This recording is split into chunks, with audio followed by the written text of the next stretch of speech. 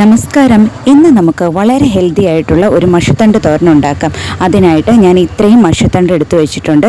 എത്രയും മഷിത്തണ്ട് കിട്ടുമോ അത്രയും മഷിത്തണ്ട് എടുക്കുക. കാരണം വെന്ത് വരുമ്പോൾ ഇത് കുറച്ചേ ഉണ്ടാകത്തുള്ളൂ. ഇനി ഇത് 1 മണിക്കൂർ മഞ്ഞൾ വെള്ളത്തിൽ ഇട്ട് വെക്കുക.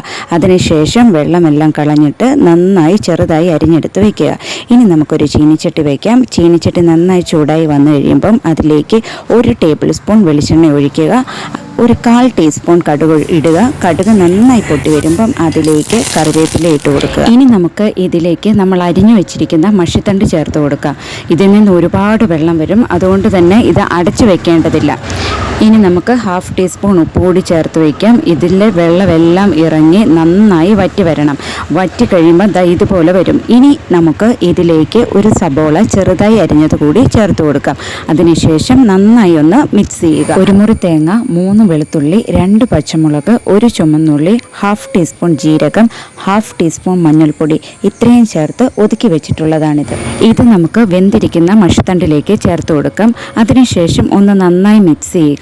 പിന്നീട് 1 മിനിറ്റ് ഒന്ന് മൂടി വയ്ക്കുക. 1 മിനിറ്റിന് ശേഷം തുറന്ന് നന്നായി ഒന്നുകൂടി ഇളക്കുക.